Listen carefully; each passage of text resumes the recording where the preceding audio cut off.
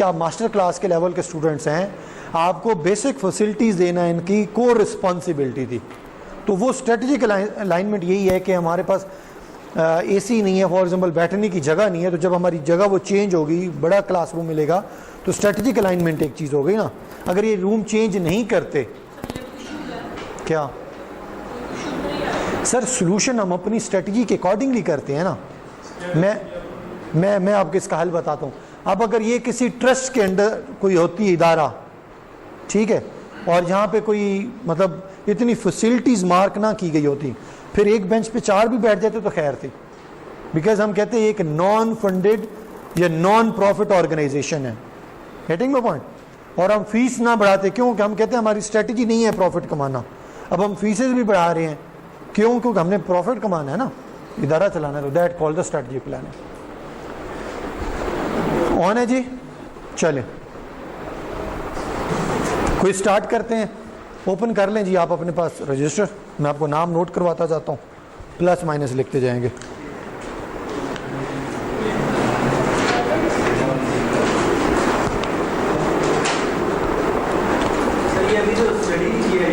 नहीं, ये तो मैंने पहले का दिया हुआ है। मैं बताता हूँ, मैं जी सारा बताता हूँ। आपसे शुरू करते हैं जी। ये WP कंसल्टिंग क्या है जी? क्या चीज़ क्या है असल में? क्या इनको प्रॉब्लम क्या था? ये इनके काफी सारे एम्प्लॉइज थे, तो वो सेंट्रलाइज्ड थे, उनको डिसेंट्रलाइज करना और उनके जो वर्किंग है वो बेहतर हो। कैसे?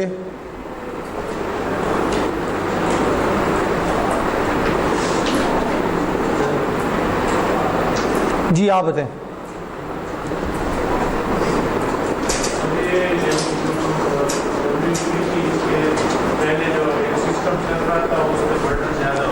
यार ये सिस्टम हमारा क्यों बंद हो गया? अच्छा,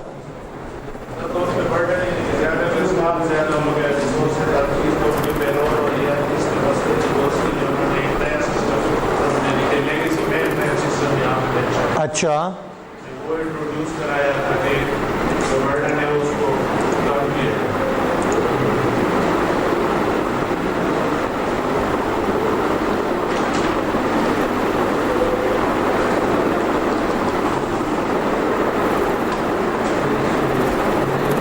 नजर आ रहा है ना सब कुछ?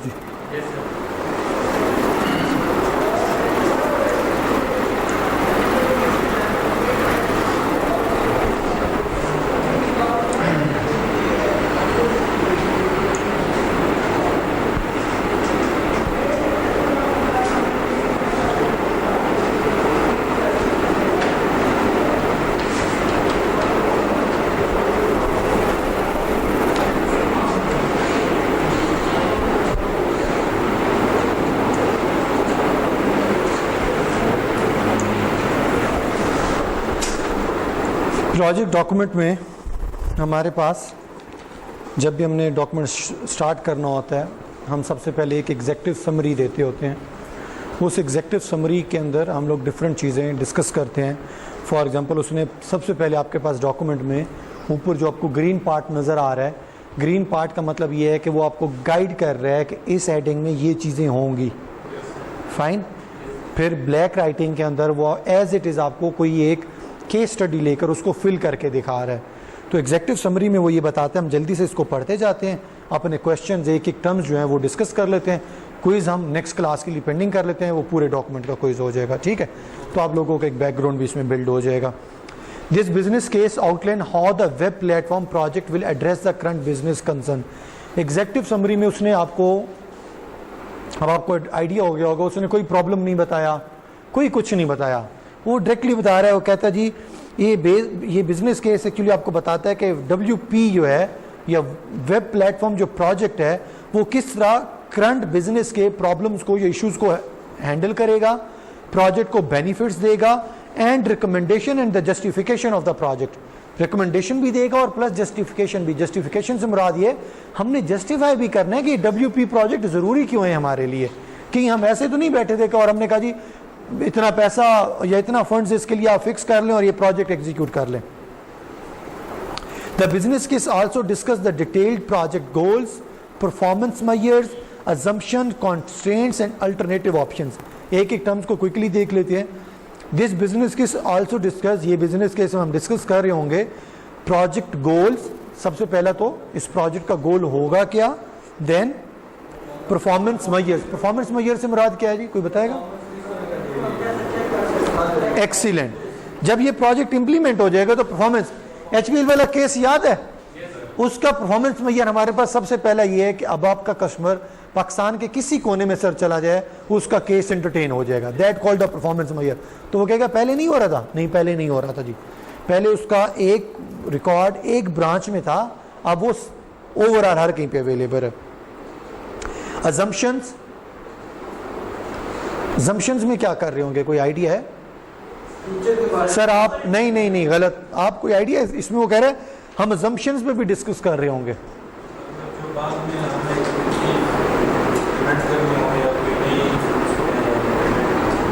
जी मैडम आप बताएं. अब ये तो क्लास पार्टिसिपेशन है ना, इसमें तो माइनस कर सकता हूं मैं, ये क्विज नहीं है, क्लास पार्टिसिपेशन है.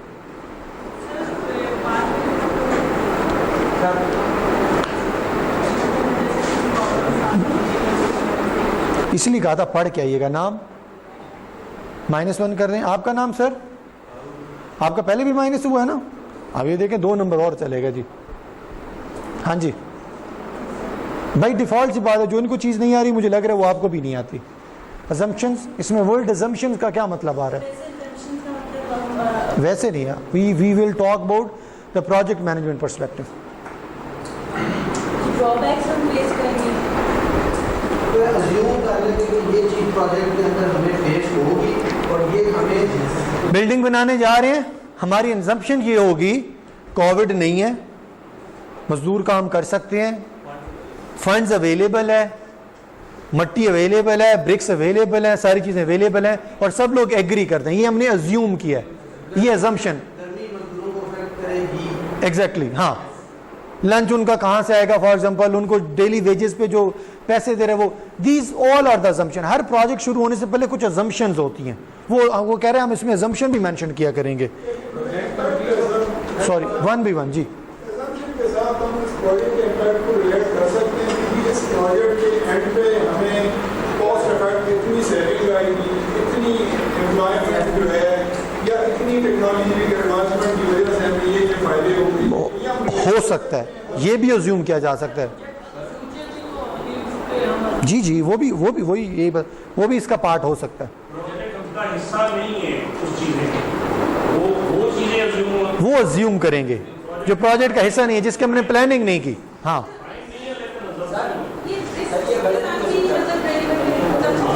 रिस्क के साथ रेलिवेंट नहीं. एक्चुअली रिस्क ना अज्यूम नहीं करते हम, हमें रिस्क का पता नहीं होता. हम रिस्क के बारे में सिर्फ ये प्रेडिक्ट कर सकते हैं कि शायद ये रिस्क हो. हाँ लेकिन अजम्पशन के अंदर हम पॉजिटिव सेंस में रहते हैं एक्चुअली. हाँ रिस्क में तो हम नेगेटिव जाते हैं ना. अजम्पशन का सिर्फ यहाँ पे डिफरेंस ये है कि हम अजम्पशन में हेडिंग्स में हमेशा पॉजिटिव चीजें लिखेंगे कि सिस्टम इंप्लीमेंट होने के बाद जी 20% मेरी अटेंडेंस इंक्रीज हो जाएगी, मैनेजमेंट राजी हो गई है, पैसा अवेलेबल है. These are the assumptions.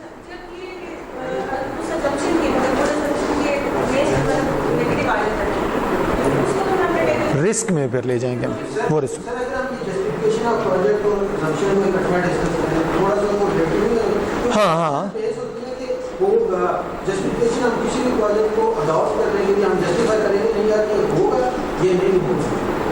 नहीं जस्टिफाई में क्या करते हैं आप ये देखें ना, ये एक टर्म डिस्कस करने का ये फायदा.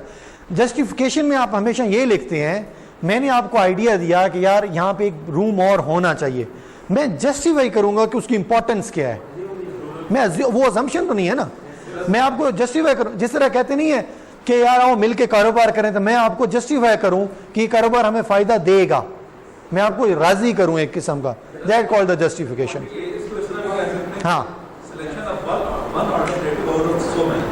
हम उसे एग्जैक्टली हम उसे एग्री करवा रहे होंगे कि वाकई इस प्रोजेक्ट की जरूरत है. सर आपका क्वेश्चन है कोई?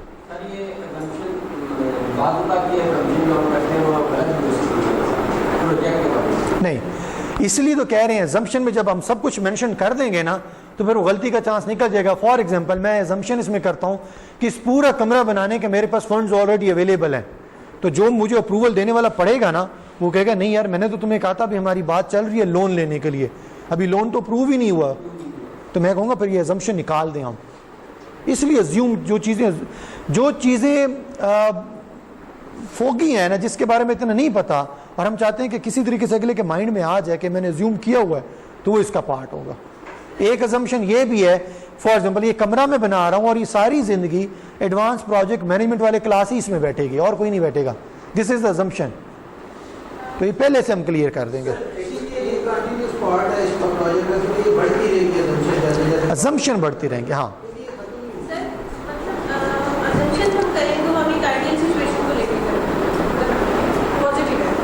हाँ, मैं उसका बेहतरीन आपको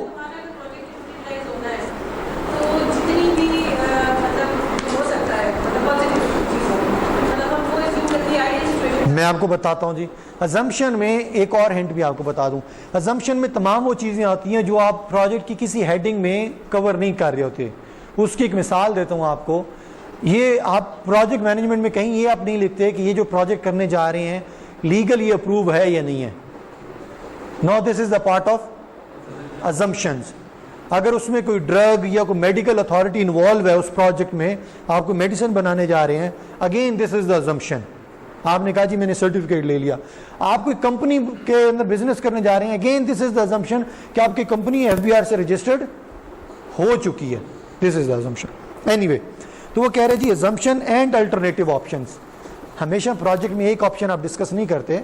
वो कह रहे हैं कि अगर ये जगह कम है तो फिर क्या किया जाए, तो दूसरा ऑप्शन ये हो सकता है क्योंकि हम कहते हैं कि जी हम ऐसा करते हैं कि सिटिंग प्लान हम चेंज कर लेते हैं, चेयर्स ऐसे लगा लें, ऐसे लगा लें। तो कह रहे हैं तमाम अल्टरनेटिव ऑप्शन भी हम इसमें डिस्कस करेंगे जी। कॉन्स्ट्रेंट्स की तरफ भी आते हैं। कॉन्स्ट्रेंट का मतलब ये कि वो कहते हैं इस पूरे प्रोजेक्ट में मुश्किलात कौन कौन सी आएंगी। कॉन्स्ट्रेंट्स में हमेशा हमारे पास ये चीज़ें होती हैं जो हमारे पास प्रॉब्लम्स आ सकते हैं। क्या कॉन्स्ट्रेंट में हम ये लिखेंगे कि हम सामने एक रूम बनाने जा रहे हैं, लेकिन उसमें कॉन्स्ट्रेंट ये है कि वो सीडीए की जगह है, वो कहीं आके रोक ना दे। ये कॉन्स्ट्रेंट में मैं मेंशन कर दूंगा। जिसने अप्रूवल दिया है ना, नो, ही और she would be the responsible अगर कल को कोई प्रॉब्लम होता है। फंड्स ही नहीं है।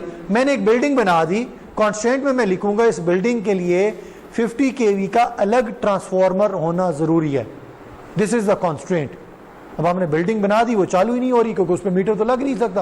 आप मैनेजर के लिए जरूरी नहीं है, वो बस अपना वो दे देगा। हाँ, उसके लिए क्या जरूरी है कि उसने कॉन्स्ट्रेंट मेंशन करना जरूरी है। अगर उसने मेंशन नहीं की ना, वही बात एटीएम मशीन की कॉन्स्ट्रेंट कोई बताएगा? मैं पहली क्लास में डिस्कस कर चुका हूँ। एटीएम मशीन की मैंने कॉन्स्ट्रेंट एक बताई थी 1v1, ठीक है। अब किसी रिक्वायरमेंट में नहीं था, मशीन का तज़किरा हो रहा था, सॉफ्टवेयर का तज़किरा हो रहा था, एसी का तो कहीं पे नाम ही नहीं था। But you were a competent project manager, आपने उस कॉन्स्टेंट में लिखा कि भाई ठीक है, मशीन भी बना दूंगा, हार्डवेयर बन जाएगा, सॉफ्टवेयर बन जाएगा, जहां पे रखनी है मेरे से कोई खंजराव पास में रख लो या जाके रेगिस्तान में रख लो, इस पे 24 घंटे एसी का होना, दैट वाज अ कॉन्स्टेंट।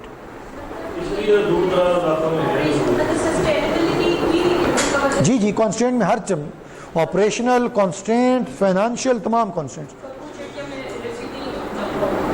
हाँ, तो सर वो रेयर चांस है, वो मतलब ऐसा नहीं कि ना चलो कोई एक आध दिन उनका बंद होता है, ख़राब हो सकता है, अदरवाइज उन्हीं के लॉस है। एटीएम मशीन ख़राब हो जाती है ना, उसका जो प्रोसेसर है, जो उसके अंदर जो सिस्टम है, वो हीट अप हो जाता है।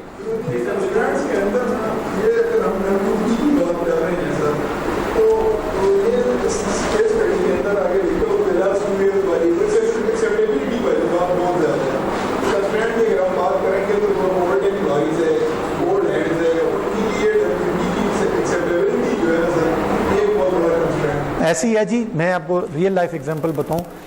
I was heading a project Lahore, 22 Lahore का आपने नाम सुना है, board of intermediate and secondary education Lahore. वहाँ पर हम प्रोजेक्ट कर रहे थे, तो जब हमने उसमें एक कॉन्स्टेंट में एक वर्ड लिख कर दिया ना, यही वाली बात कि आपका बोर्ड इस सिस्टम को, वो तमाम तर निज़ाम ऑनलाइन करने जा रहे थे जो आजकल है। पहले रजिस्टर्स के अंदर एंट्रियाँ होती थी, सारा कुछ वहीं पर तैयार होता था। तो ये आपका जो स्टाफ है ये उसको एक्सेप्ट नहीं करेगा। देयर चेयरमैन वॉज सरप्राइज्ड, और वो इवन इस बात पे गुस्सा भी हुए, थोड़े से नाराज़ हुए कि हमारा ही तो निज़ाम है, हम तुम्हें कह रहे हैं सिस्टम बना के दें और आप ही कह रहे हैं कि हम इसे एक्सेप्ट नहीं करेंगे। तो हमने उसको इंटरनली बताया कि यहाँ पे कुछ दिहाड़ियाँ चलती हैं, आप जब रजिस्टर वाले के पास जाते हैं ना, तो जो काम आपका 6 महीने में होना है आप उसको खर्चा दें, उसी दिन हो जाएगा। अगर आपने उसको खर्चा नहीं दिया तो वो हो सकता है आपका 6 साल भी काम ना करे, हो सकता है आपकी वो डिग्री में ही ऐसी तहस नहस फेर दे कि आपके मार्क्स ही आपको ना पता हो कि मेरे मार्क्स कहाँ गए। There are lot of things ना जो ऊपर नीचे थी। तो दैट वाज अ कॉन्स्ट्रेंट। हमने कहा सिस्टम की एक्सेप्टेबिलिटी एक कॉन्स्ट्रेंट होगी। वही बात हुई, सिस्टम बन गया, इंप्लीमेंट हो गया। अब मैं आपको बताऊं वो कॉन्स्ट्रेंट कैसे प्रूफ हुई। सिस्टम बन गया, ये लोग यूज करने वाले थे, सिस्टम ठीक है, आप गौर से सुनिएगा, सिस्टम ठीक है। एक सिस्टम में आपने एंट्री करनी है कोई भी 1 से लेकर 10 तक डिजिट। अब आप इस सिस्टम को बदनाम करने के लिए, डिफेम करने के लिए, डाउन करने के लिए आप उसमें एंट्री कर रहे हैं 21। वो रिजल्ट क्या जनरेट करेगा? गलत। ऐसे है, जब वो गलत जनरेट करेगा तो उन्होंने फौरन प्रिंट लेना है, चेयरमैन के पास भाग जाना है, सर ये देखें पहले दिन कहा था ना सर, ये नहीं चल सकता सर इधर। सर हमें 45 साल का तजर्बा, बिलीव मी, ये उनकी स्टेटमेंट थी, हमें 50 ईयर्स का तजर्बा है सर। मैंने आपको पहले दिन कहा था ये सिस्टम इधर नहीं चल सकता। उन्होंने हमें बुला लिया, उन्होंने कहा ये देखें जी गलत आ गया। हमने बैकएंड पे जब जाके देखा, हमने उसे समझाने की कोशिश कर रहे हैं कि ये डिजिट के दरमियान कोई एंट्री होनी थी। फाइन, फॉर एग्जाम्पल आपने जेंडर देना था मेल या फीमेल, आपने कोई लिखना था, अब वहां पे आप लिख रहे हैं एप्पल, वो सिस्टम का फॉल्ट तो नहीं है। So this is the constraint. System को एक्सेप्ट करना भी, वो इस प्रोजेक्ट में कह रहे हैं कि जो आपके ओल्ड एज एम्प्लॉय हैं, जो पुराने लोग हैं, वो सिस्टम को एक्सेप्ट नहीं करेंगे। क्यों नहीं एक्सेप्ट करेंगे? आपको पता है आपके ऑर्गेनाइजेशन में आपने नोट किया कि नहीं, जहां पे नई नई बायोमेट्रिक मशीन लगना शुरू हुई थी ना, वहां पे लोग एल्फी डाल देते थे, तोड़ देते थे, वायर काट देते थे। रीजन ना होगी ना लगाना पड़ेगा।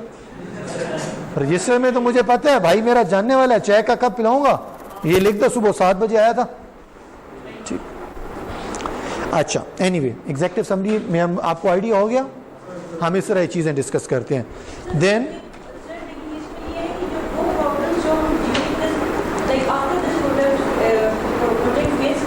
नहीं, यस, इस प्रोजेक्ट से पहले वाले भी, प्रोजेक्ट्स के दरमियान वाले भी और प्रोजेक्ट से बाद वाले भी, तीनों फेजेस के जो प्रॉब्लम्स हैं वो सारे मेंशन करेंगे। है ना जी, वो कौन, तो वही तो कॉन्स्ट्रेंट्स हैं जी। प्रोजेक्ट से पहले प्रॉब्लम है ना जी। प्रॉब्लम क्या है? हमने सामने बाहर रूम एक बनाना है, जगह CDA की है, दिस इज द प्रॉब्लम। और प्रॉब्लम को हमने प्रोजेक्ट मैनेजमेंट की टर्म में क्या पढ़ा है? कॉन्स्ट्रेंट। हम मेंशन कर देंगे। सर एक बात ये आपने ये करता है कि we should start a project क्यों? वो अजम्पशन है ना जी। हमने अजम्पशन क्या की? हम अजम्पशन में उसमें लिख देंगे, अजम्पशन में ये लिखेंगे कि हमें दिसंबर 2021 में CDA ने ये जगह 90 साल के लिए लॉट कर देनी है। This is assumption. अजम्पशन तो हम डेफिनेटली लिखें जी। सॉरी, सबसे पहले एग्जेक्टिव समरी आती है। जी जी आप बताएं।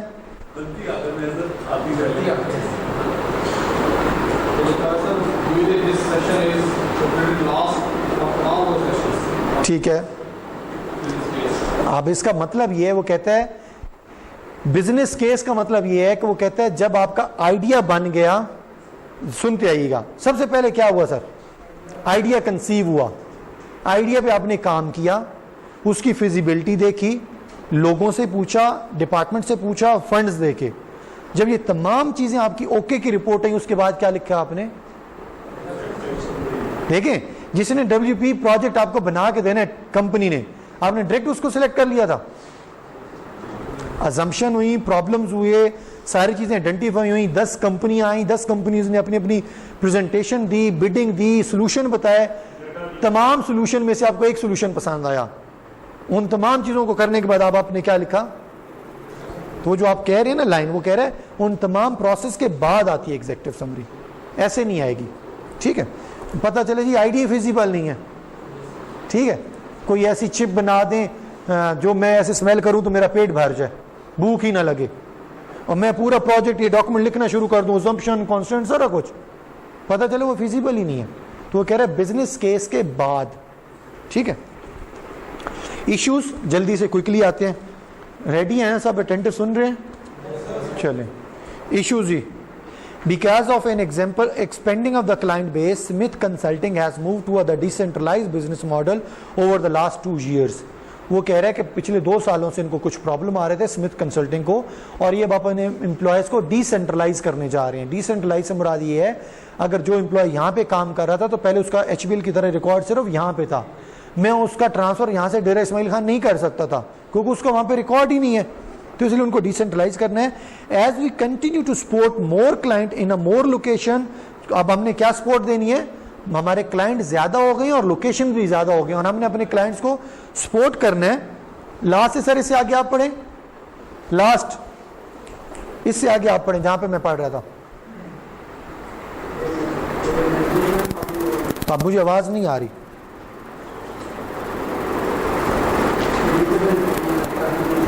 जी, मैंने कुछ से आगे पढ़े ना आप।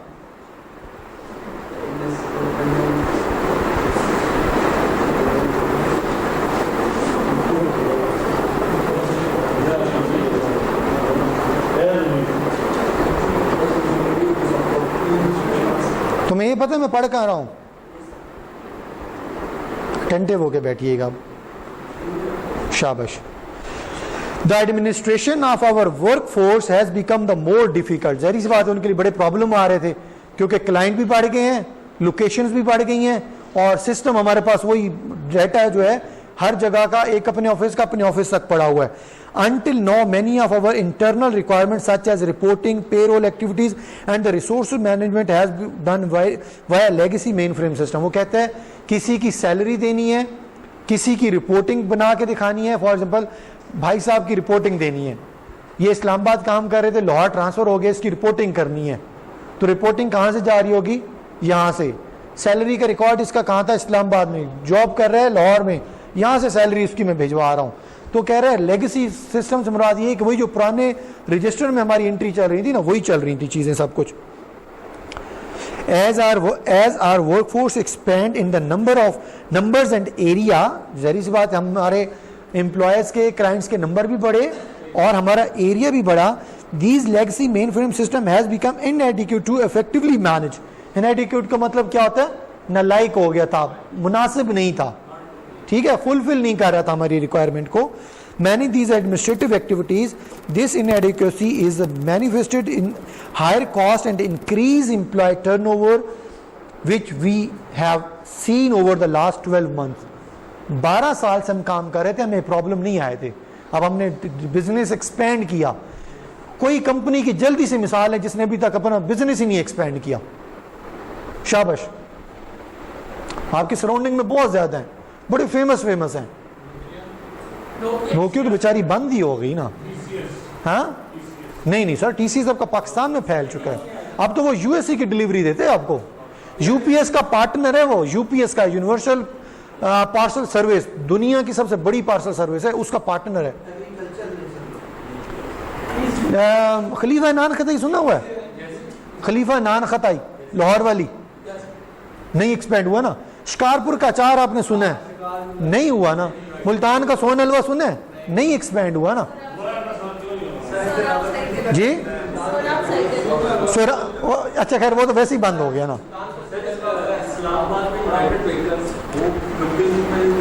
हाँ जी, एक्सपेंड नहीं किया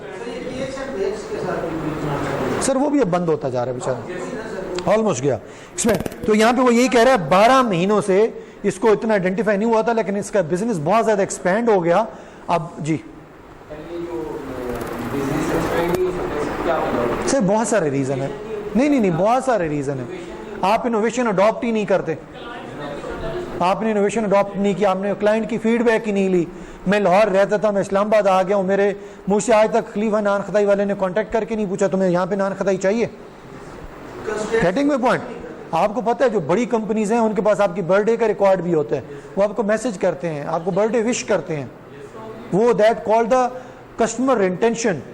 कस्टमर को दोबारा हासिल करना, बैक करना, तो that is the reason. Brand आपका मोबाइल नंबर ले लेते हैं कि हम आपको कोई छोटी सी भी सेल होती है उसी वक्त आपको मैसेज आ जाता है। In order to the more effectively manage our administration, reduce cost और improve employee turnover. Employee turnover का मतलब यह था कि एक बंदा अभी 1 घंटे में काम करके 5 लोगों को मैनेज कर रहा है, तो कह रहे हैं एम्प्लॉय का टर्नओवर का मतलब यह होता है कि अब उसको अंदर ऐसा मजेदार सिस्टम दे दें कि वो 1 घंटे में पूरी यूनिवर्सिटी को मैनेज कर दे। अगर ये आपका ऑनलाइन सिस्टम हो, ये इन सिंपल वर्ड्स, वो जो रजिस्टर वाला सिस्टम था उसमें HBL का मैनेजर या कैशियर 1 दिन में 10 कस्टमर को डील करता था। जब वो कंप्यूटराइज सिस्टम हुआ तो उसका टर्नओवर बढ़ गया। कैसे? 1 दिन में वो 100 कस्टमर को डील कर रहा है। तो यहां पे टर्नओवर का ये मतलब है जी। Smith consulting must move to a web based application as outline in the business case of the WP project. कहता है स्मिथ कंसल्टिंग ने डिसाइड ये किया है कि मैं एक वेब बेस्ड एप्लीकेशन पे जाऊंगा HBL की तरह। मेरी जितनी कंसल्टिंग ऑफिस हैं, तमाम के तमाम ऑफिस एक वेबसाइट के ऊपर, एक एप्लीकेशन के ऊपर तमाम लोग कनेक्टेड होंगे। वो कहीं काम कर रहे हैं, उसने 5 दिन डेरा इस्माइल खान काम किया, 5 दिन इस्लामाबाद और बाकी सारा दिन लाहौर काम किया, तो अगर उसने वहां पे अगर अपनी सैलरी क्लेम करता है तो मेरा सेंट्रलाइज सिस्टम होगा, तो क्या करेंगे, एक सिंगल क्लिक करेंगे, सिस्टम उनको बता देगा इसने कहां कहां कितना कितना काम किया, क्या इसका सैलरी, इसका क्या कहते हैं ओवर टाइम, इसके ओवर टाइम चार्जेस क्या बनते हैं और इसकी टोटल सैलरी क्या बनती है। उसको अपने सैलरी दे दी और सिस्टम में उसकी एंट्री हो गई। ऐसा नहीं हो सकता कि वो इस्लामाबाद वापस है और यहां पे भी आके अपनी सैलरी क्लेम कर रहा हो। समझ रहे हैं बात? अगर वो रजिस्टर वाली चीज होती तो वो क्लेम कर लेता। अभी तक इस डॉक्यूमेंट को यहां तक, चलिए मैं पहले कंप्लीट कर लूं। जी जी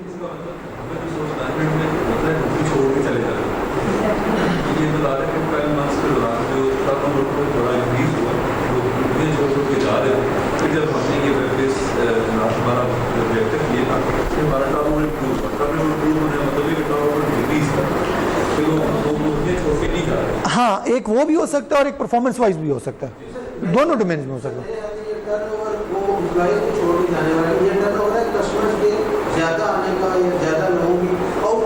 अच्छा, दूसरा टर्नओवर का एक और भी मतलब मैं आपको बताता हूं सर।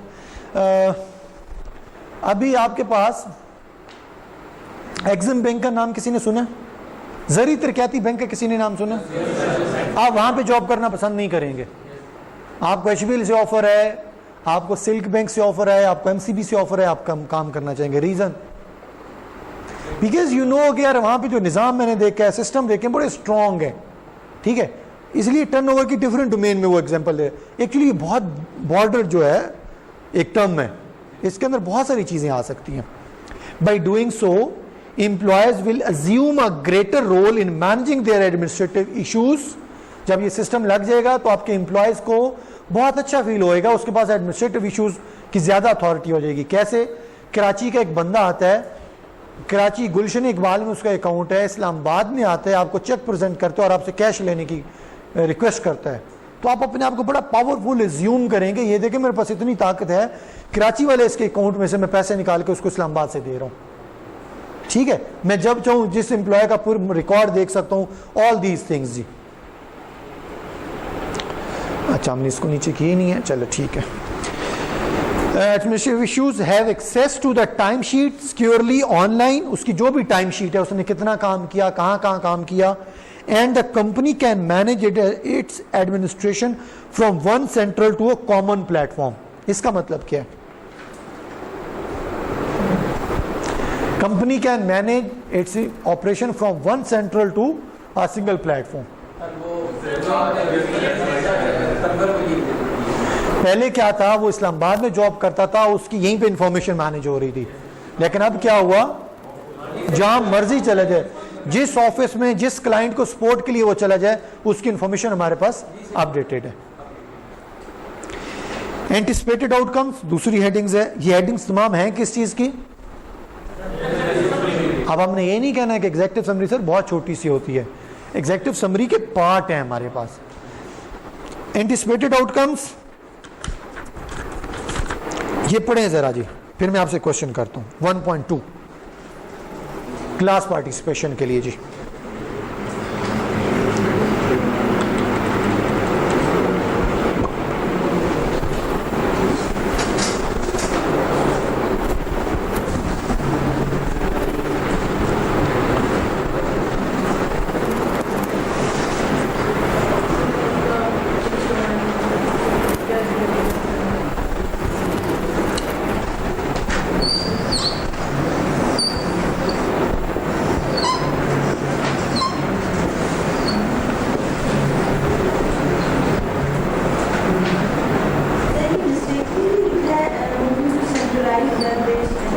सॉरी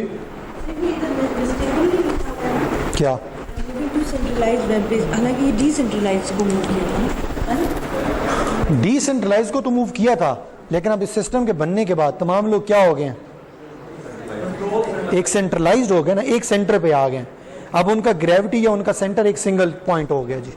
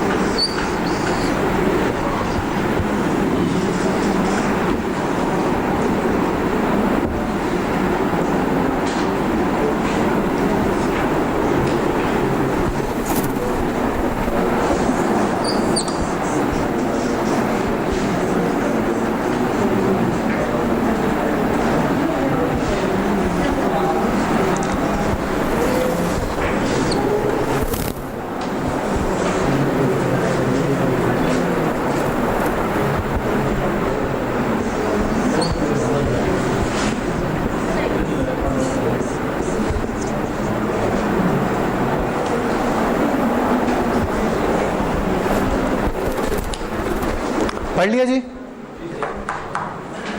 चलें सर, आप ये 1.2 आपने मुझे एलाबोरेट करनी है, इसमें क्या है, और सर आपने, दो बंदों ने, ठीक है।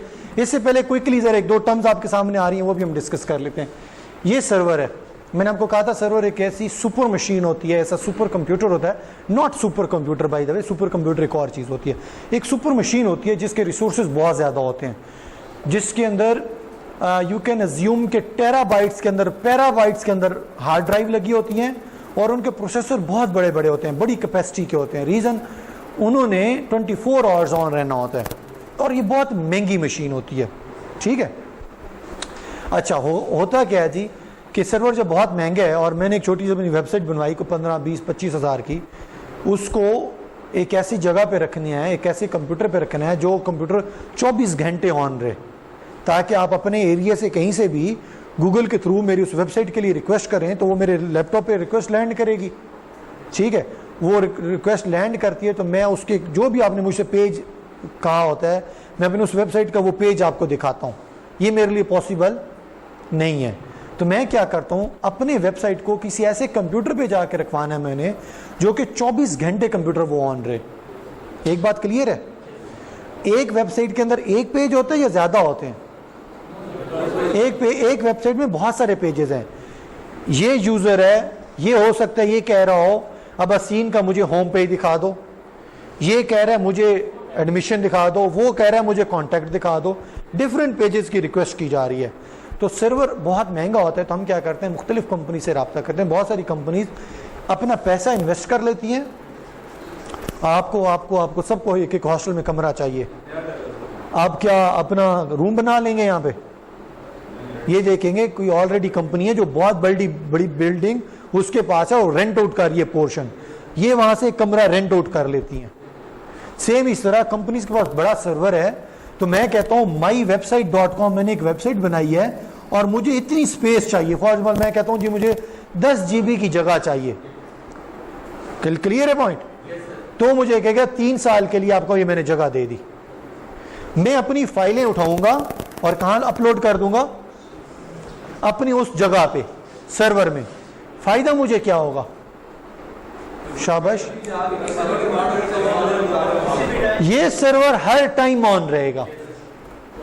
यहां से कोई एक यूजर था, उसने लिखा mywebsite.com, मैं घर सो रहा हूं, ये रिक्वेस्ट कहां गई? किसी के सर्वर पे इस पोर्शन में, और इसने मेरा वेबसाइट ओपन कर दी। इसने कोई और पेज XYZ मांगे मुझसे, ABC मांगे, MNO मांगे, उसने सारे पेजेस दिखाए। रिक्वेस्ट वैलिड है, नहीं वैलिड, हैंकी पैंकी तो नहीं कर रहा, हैकिंग तो नहीं कर रहा, ये तमाम चीजें चेक करना किसकी जिम्मेदारी है? ऐसे ही है जैसे इन्होंने रूम ले लिया, बिल्डिंग में कोई चोर आ रहा है नहीं आ रहा, सफाई हो रही है नहीं हो रही, बिजली का मीटर सही लगा हुआ है या नहीं लगा हुआ, पूरी बिल्डिंग का किसी ने बिल पे कर दिया या नहीं किया, ये इनकी रिस्पॉन्सिबिलिटी है। ठीक है, इसी तरह ये ऑनर की रिस्पॉन्सिबिलिटी होती है। मेरे ख्याल से वांटेड होगी कॉल लेक्चर से, बैठ जा।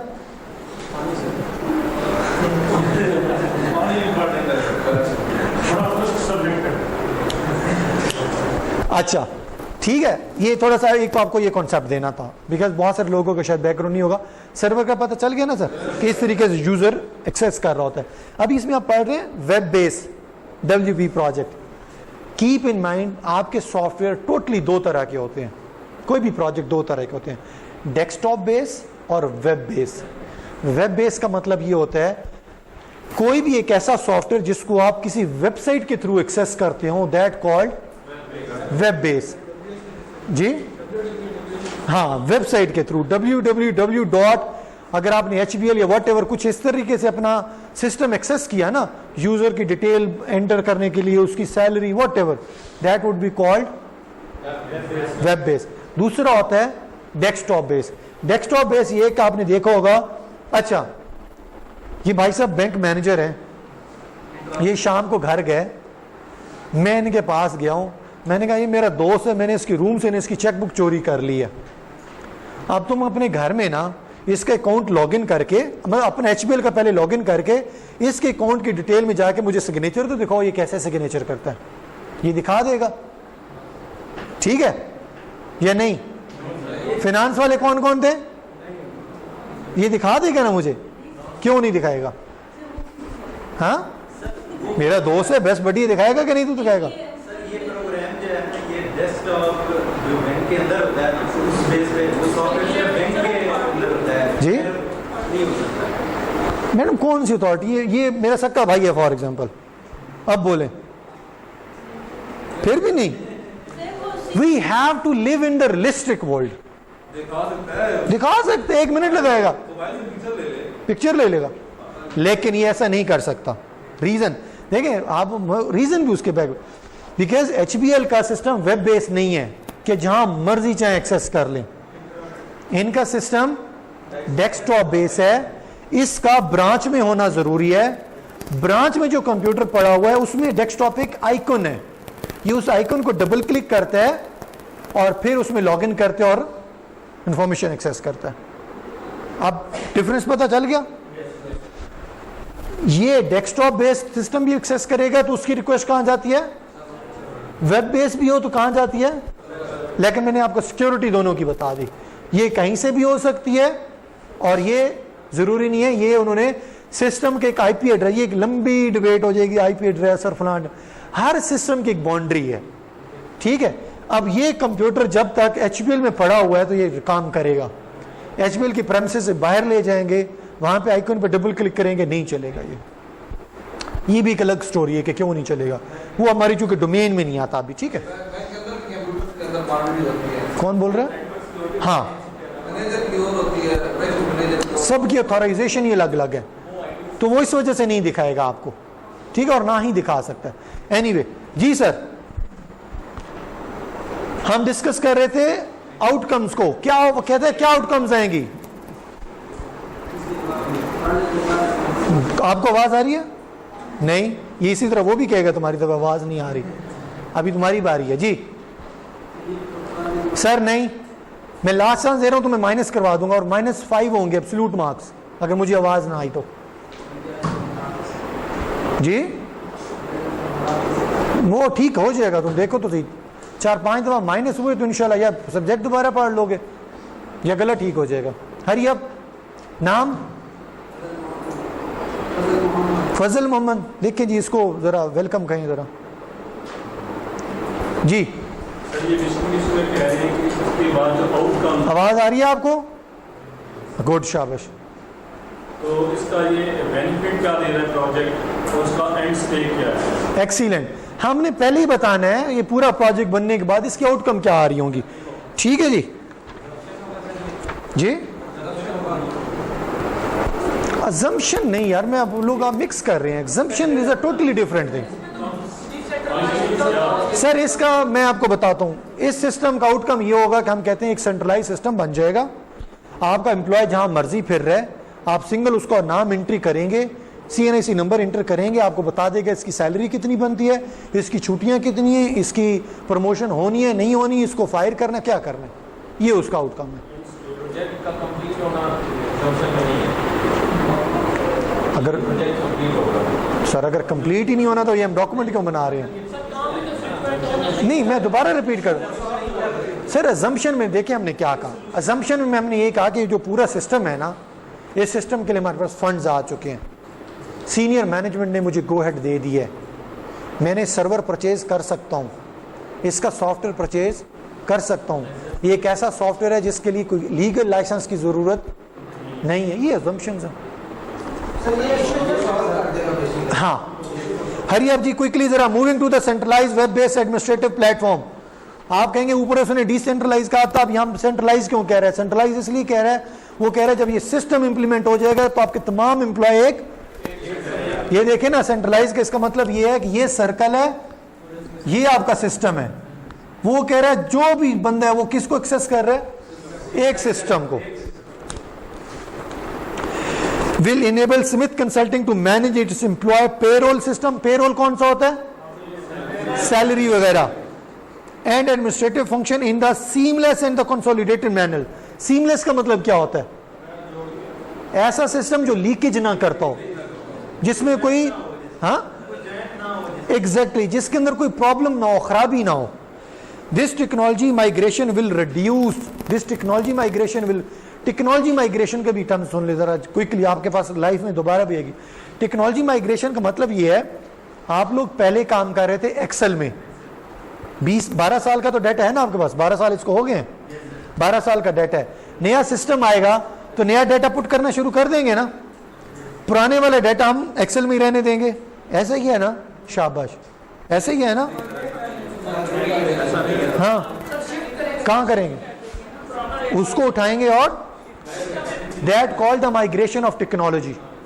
जो पुराना आपने, मैंने डेस्कॉन में काम किया था, सैप इंप्लीमेंट किया था, उनकी रिक्वायरमेंट ये थी, अच्छा उनका मैं आपको सिस्टम बताऊं, उनके सिस्टम में जाए ना और उन्हें कहें कि काले रंग का एक स्क्रू था, पेज था, फलां डेट को परचेज हुआ था, वो कहाँ पे पड़ा है, वो आपको उसकी पूरी ट्री दिखाता है कि इस वक्त वो तरबेला डैम के फलां पिलर के फलां साइज के ऊपर फलां जगह लगा हुआ है। This is called the system. आप उन्हें कहें ना ये मार्कर मैंने परचेज किया था कसूर से, ये कहाँ पड़ा हुआ है, तो ये आपको बताएगा फलां ईयर में फलां एम्प्लॉय आया था, उसने फलां डेट को इशू करवाया था और फलां बंदे ने इसको इशू किया था। अब बड़ी मशीनरी के तो हिसाब ही छोड़ दें। This is the system. तो दे सेट कि हमारा 40 साल का जो पहले का डाटा ना, वो उठा के कहाँ लाना है? सिस्टम में लाना है। तो इसलिए वो that called migration of technology. This technology migration will reduce, वो कह रहे हैं जब इस टेक्नोलॉजी से दूसरी टेक्नोलॉजी पर माइग्रेट कर जाएंगे तो आपकी रिड्यूस कर देगी cost associated with the large workforce currently required to manage these task. पहले जो आप, जी ये बेनिफिट है ना उसका, कि पहले आप अलग अलग एक्सेल में चीजें मेंटेन कर रहे थे, रजिस्टरों में मेंटेन कर रहे थे। वो कह रहे जब ये आपका टेक्नोलॉजी माइग्रेशन करेगी, जब डेटा सिस्टम में आ जाएगा, अभी आपकी ओवरऑल कॉस्ट रिड्यूस होगी।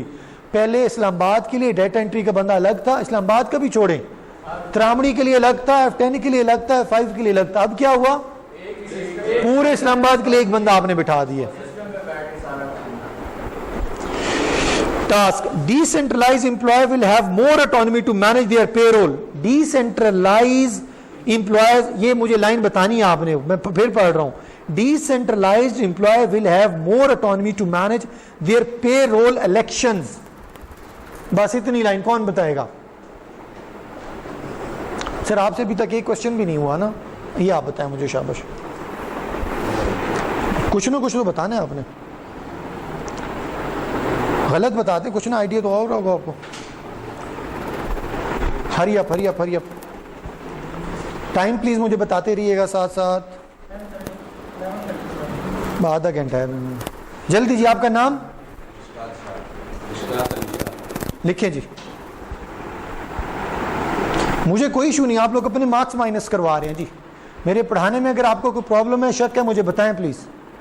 सर लाइन, इसका लाइन का मतलब पता नहीं, मुझे नहीं पता। डिसेंट्रलाइज्ड एम्प्लॉय होते हैं, उनके पास ज़्यादा इकोनॉमी आती है, वो अपने डाटा को अच्छी तरह से मैनेज करते नहीं। Anyone please. ये मुस्लिम जो यूनियन होती हैं उनके अपने नहीं elections होते हैं। नहीं नहीं नहीं। जगहों पे बैठे हैं, आपको अपनी से उनका इलेक्शन का मतलब है कि वो जितना काम करेंगे उसको जस्टिफाई कर। एक्सीलेंट। वो कह रहे एम्प्लॉय डिसेंट्रलाइज हो गया जी। मैं पहले इस्लामाबाद में था, मुझे सैलरी कहाँ से मिलनी थी? जहां मर्जी मुझे अफगानिस्तान भेज दिया इन्होंने काम करने के लिए, सैलरी कहाँ से मिलनी है? वो कह रहे अब आपका एम्प्लॉय क्या हो गया? डिसेंट्रलाइज। उसका एक सेंटर नहीं रहा, अब कंपनी उसका सेंटर है। कंपनी कौन सी है? कंपनी का नाम बताएं जी।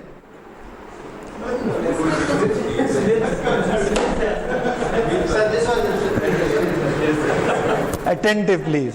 Smith consulting. अब आपका सेंटर कौन है? पेरोल। इलेक्शन का मतलब ये होता है कि आप जहां मर्जी हैं आप वहीं का पेरोल सिलेक्ट करें और कंपनी को कहें मेरी सैलरी निकाल भाई, आपको सैलरी आपके अकाउंट में ट्रांसफर हो जाएगी। सर जहां मर्जी वो फिर रहो जी। पेरोल सर ये एक ना फाइनेंशियल उसने एक टर्म यूज की हुई है।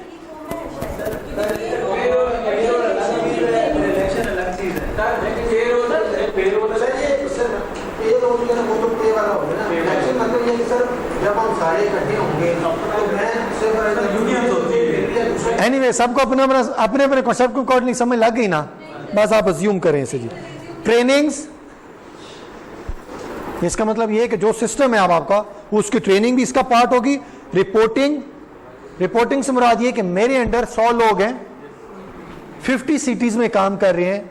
रजिस्टर वाली अगर चीज हो तो उसकी सिर्फ रिपोर्ट मंगवाते मुझे 2 महीने लग जाए। No, this is the system. Just you have to press a single key और वो क्या करेगा? आपके रिपोर्ट निकाल देगा। And the various other administrative task, the company will also benefit from more timely and accurate financial reporting as a result of our regional managers' ability to enter and continuously update their financial metrics.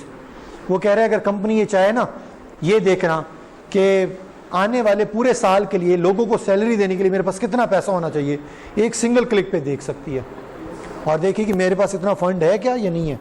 या वो कहती है जी मैंने लोगों की 5% salary increase करना है, इसी सिस्टम में बैठ के वो देख लेगा। साइकिल ये वो ठीक है जी। रिकमेंडेशंस जल्दी से जरा देखें प्लीज। 1.3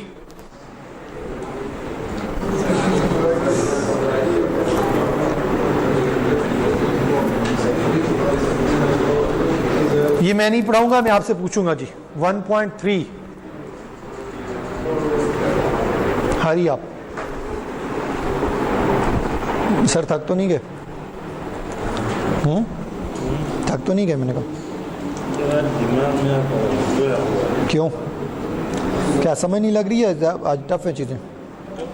हाँ, किस चीज़ का? जॉब कहाँ करते हैं? की कंपनी है उसमें। अच्छा, हाँ, तो मतलब वो भी रिस्पॉन्सिबिलिटीज़ और साथ ये भी। अच्छा,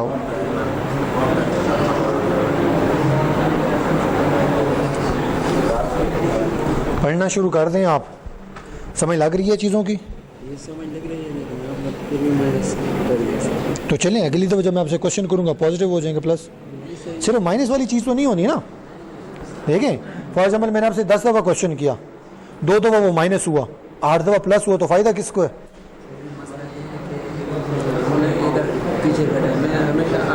सर आए, मैं आपको अभी आगे बिठाता हूँ, वो देखें जगह है वहाँ पे। आपने मुझे प्रॉब्लम बताया ये कि मुझे मैं पीछे बैठा हूँ, तो फिर आप आए ना, मुझे बताएं, मैं आपको आगे जगह देता हूँ। सर नहीं, not at all, you just have to share your problem. आप मुझे बताएं, मुझे पीछे नहीं समझ लग रही या मुझे नजर नहीं आना, तो ये तो मसला हल करना पड़ेगा ना। हाँ जी, समझ लग रही है आपको? ठीक है, हाँ जी, कौन बताएगा? हरी आप क्विकली, शाबाश। +2 मार्क्स हैं, एब्सलूट 2 मार्क्स और एब्सलूट ही 2 माइनस हैं। जल्दी, डील ऑन है जी। इस पूरी हेडिंग का क्रक्स बताएगा कोई? नहीं, 1.3 का जो रिकमेंडेशन में उसने लिखा है ना, ऐसे फिंगर पॉइंट्स पे बताना है कि ये उसने लिखा हुआ है इसमें। जब मैं पूछूं तो जस्ट रेज योर हैंड। कौन कौन कैंडिडेट है? गुड, भाई से शुरू करते हैं जी। Sir loud. सर ये रिकमेंडेशन लिखे थे कि ये प्रोजेक्ट हमने काफ़ी बिजनेस किस तरह मसला है तो उसको सॉल्व करना है। इसने सही बताया गलत बताया? दोबारा बताएं जी। सर ये रिकमेंडेशन थी कि प्रोजेक्ट कब हमने प्रोजेक्ट शुरू करने तो मसला कब, मसला कहाँ और कैसे हल करना है उसको। ठीक बताया इसने, गलत बताया? नाम क्या है आपका? मोहम्मद अली, -2 जी। Just raise your hand. कौन कौन कैंडिडेट है? शाबाश। सर ये भाई को कह रहे हैं, मुझे पता है, आप बताएं जी।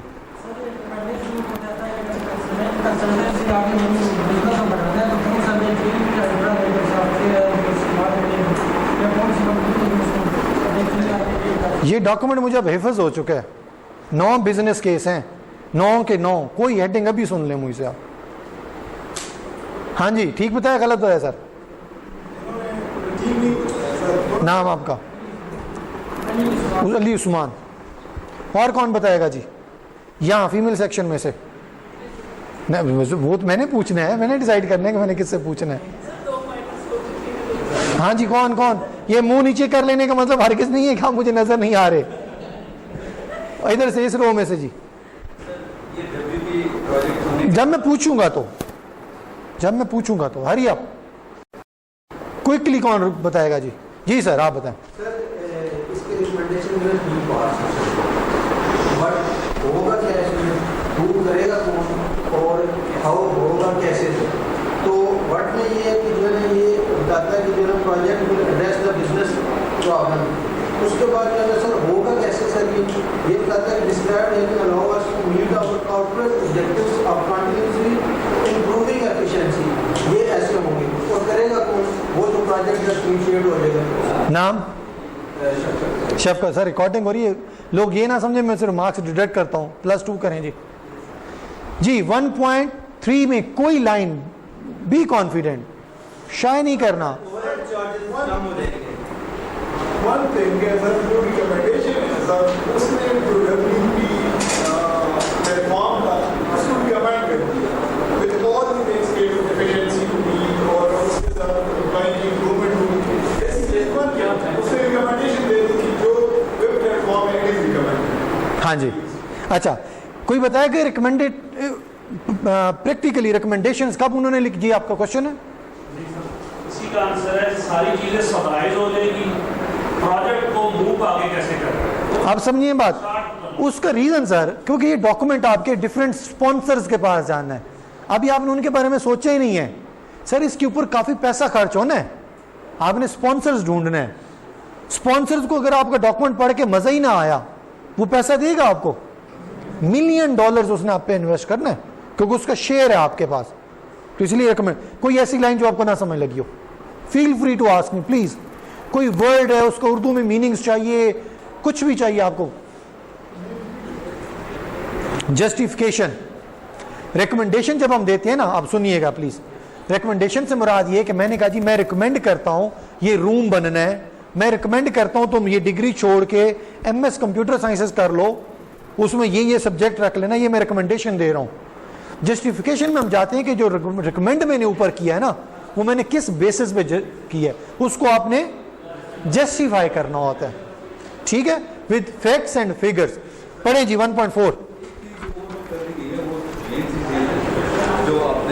प्रीवियसली आप डिस्कस किया, पहली बात तो ये थी कि कंपनी अपना सिस्टम ऑप्टिमाइज करना चाह रही थी, कॉस्ट रिडक्शन करना चाह रही हाँ थी, लेकिन इसके लिए सारे अल्टरनेटिव जब इन्होंने प्रोसेस किए, उसमें जो बेस्ट चीज़ इनको नजर आई वो ये थी कि हम वेब बेस्ड पानी ले हमारे लिए आसान इसलिए ठंडा ना लेके आइएगा। जो पुराना डाटा है उसको माइग्रेट करके इजीली ला सकते हैं। उस ईज की वजह से उन्होंने इसको सेलेक्ट किया, ये उनका मेन वो था। हाँ। इसको पूरा एम्फसाइज कर रहे थे ये चीज़। एक्सीलेंट। और आपने देखा है जब भी कि बड़ी कंपनीज अपना सॉफ्टवेयर बनवाने लगती है ना जी, वो आपको तमाम तर बैकग्राउंड्स बताती हैं। अभी तक हम लोगों ने, हमारे पास डाटा इस शेप में पड़ा हुआ है, वीडियो कैसेट में पड़ा हुआ है, एक्सेल में पड़ा हुआ है, यूएसबीज में पड़ा हुआ है, फ्लॉपीज में पड़ा हुआ है, वट एवर, तमाम तर रिक्वायरमेंट आपको पहले बताती हैं और आप उसकी बेसिस के ऊपर आपने कोई प्लेटफॉर्म डिसाइड करना होता है कि आपको इस प्लेटफॉर्म में।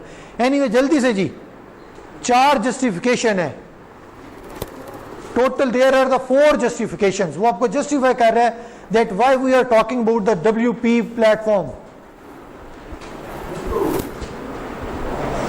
वो कहते हैं 15% आपका वो हो जाएगा, 10% डिक्रीज आएगा और 50% इमीडिएट डिक्रीज आएगा time to generate weekly and monthly financial report. मैं अगेन रिपीट कर दूं, आई एम अ मैनेजर, मेरे पास 50 लोग हैं जो कि डिफरेंट 10 सिटीज में काम कर रहे हैं, मुझे उनकी अगर रिपोर्ट जनरेट करनी है definitely it will take much time.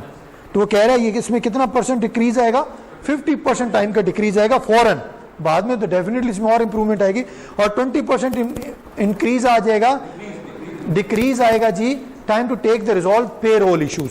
ठीक है, तो उसने आपको जस्टिफिकेशन पहले उसने रिकमेंड किया कि मैं आपको ये सिस्टम रिकमेंड कर रहा हूं, साथ ही जस्टिफाई किया। लास्ट से सर आपको समझ लग रही है क्या कर रहे हैं आप? पढ़ रहे हैं ना, देख रहे हैं ना, क्या देख रहे हैं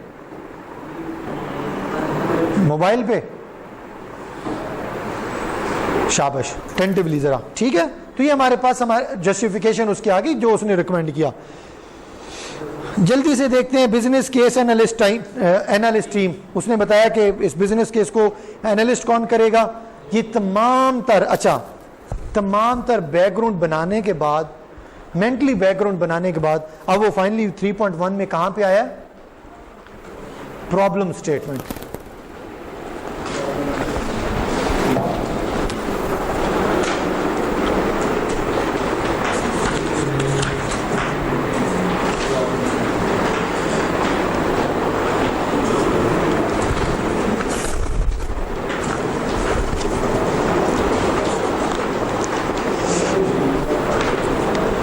असाइनमेंट नोट कर लें अपनी।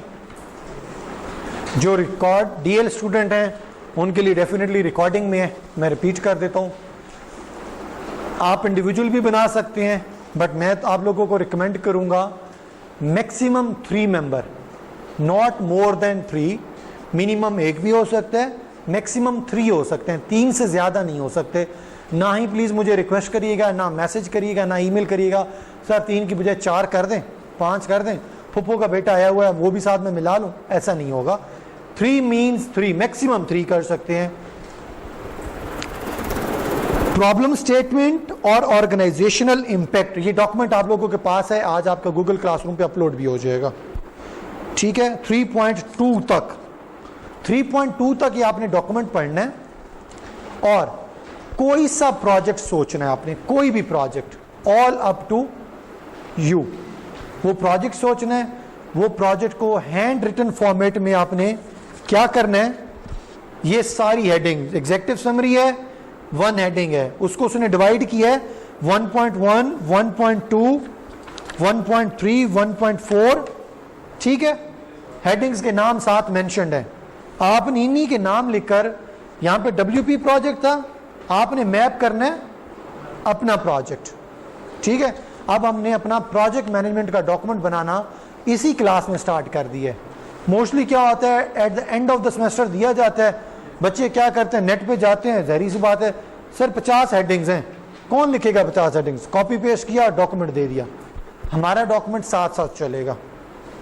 जो आपने प्रोजेक्ट आइडेंटिफाई करना है, थ्रू आउट सेमेस्टर आपका वही चल रहा होगा ऑलमोस्ट। चेंज कर दें, मुझे इशू नहीं है, आप लोगों के लिए प्रॉब्लम होगा वो पूरी बैकग्राउंड बनाना। तो बैठें, 3 लोग बैठ जाएं, ब्रेनस्टॉर्मिंग करें, प्रॉब्लम आइडेंटिफाई करें कि यार हमारी सराउंडिंग में क्या प्रॉब्लम्स हैं, उसको पकड़ें, देखें, लिखना शुरू कर दें। जब आप सबमिट करवाएंगे, सबमिट करवाने का तरीकाकार वही होगा, हैंड रिटन फॉर्मेट में होगा, हैंड रिटन फॉर्मेट में होगा, और उसके बाद 3 ग्रुप मेंबर्स होंगे, तीनों मिलके सेम बना सकते हैं, लेकिन तीनों अपना अलग अलग सेपरेट हैंड रिटन फॉर्मेट में सबमिट करवाएंगे। फॉर एग्जांपल ये तीनों एक ग्रुप हैं, 3 लेडीज एक ग्रुप में हैं, इन्होंने एक आइडिया कंसीव किया, उस आइडिया पे वर्किंग स्टार्ट हो गई, हेडिंग्स डिसाइड हो गई, हेडिंग डिसाइड होने के बाद तीनों अपने अपने वर्ड्स में लिखेंगी।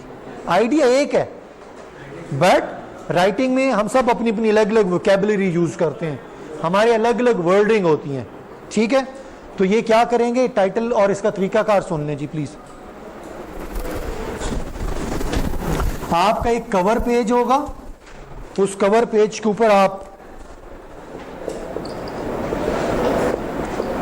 प्रोजेक्ट टाइटल लिखेंगे, आपने जो भी यहां पे उसने नाम क्या रखा है, WP, ठीक है, WP प्लेटफॉर्म, आप कुछ भी रख सकते हैं। आप अपने प्रोजेक्ट का टाइटल लिखेंगे,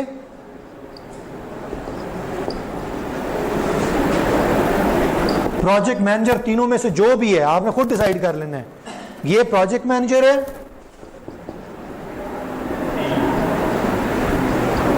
ये टीम मेंबर्स हैं,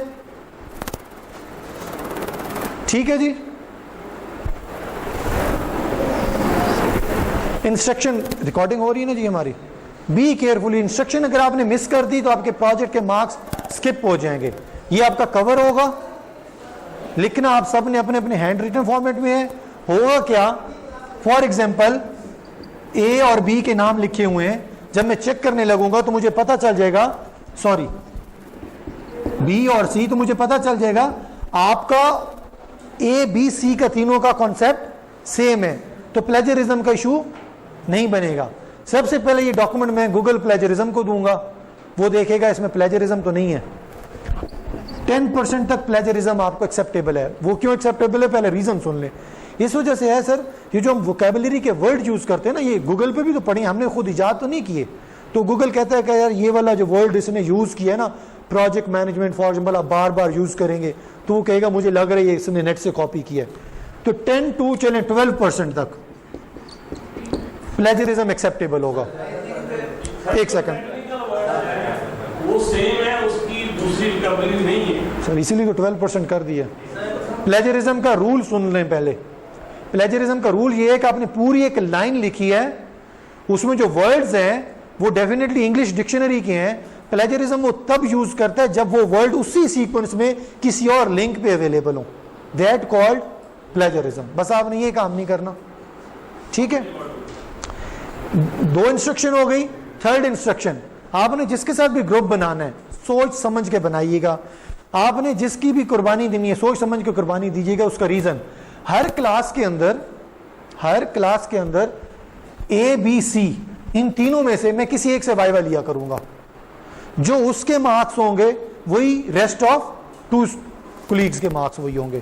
फॉर एग्जांपल ये 3 थे, मैंने इनसे क्वेश्चन किया, इनको कोई आंसर नहीं आया, इनका भी 0 है असाइनमेंट में और बाकियों को भी ऑटोमेटिकली 0 होगा। कमेंट में मैं अपडेट कर दिया करूंगा। इनके मार्क्स 10 है, मैं बाकियों को बगैर पूछे 10 कर दूंगा। सो मेक श्योर आपका जो साथी है, जो आपका ग्रुप फेलो है, वो इतना हो कि जिसकी आपके साथ कोलैबोरेशन और सब चीज़ें हों। आप जब पढ़ने के लिए बैठें, डिस्कशन करें, जूम मीटिंग करें, मुझे कोई इशू नहीं है।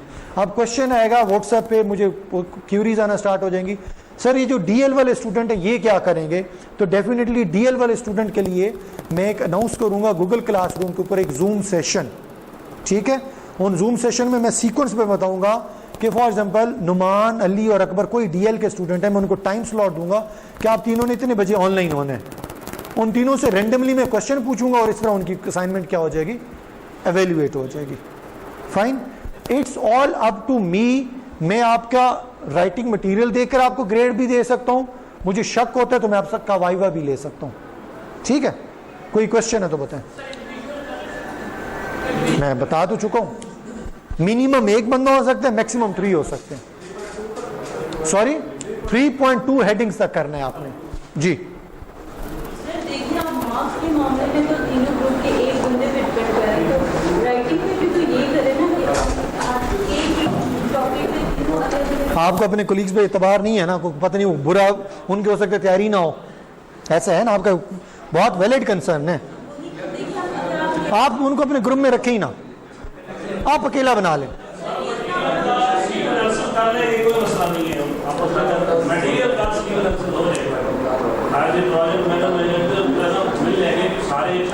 और दूसरा, आधा घंटा भी बैठ के आप किसी प्रोजेक्ट पे डिस्कशन कर लेना, लिखे बगैर आपकी 1.3 तक हेडिंग वैसे ही आपकी डिस्कस हो जाएंगी।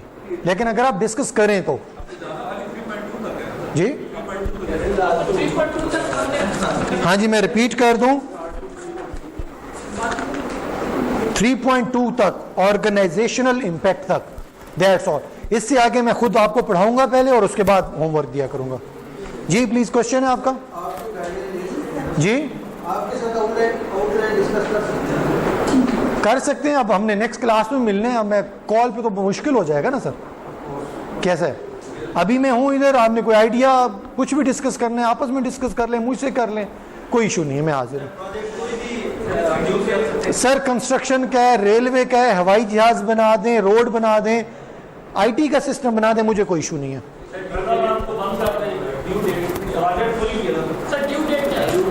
हर असाइनमेंट की by default due date coming class होती है जी, हर असाइनमेंट की। ये आपने नेक्स्ट टाइम क्वेश्चन नहीं रेज करना।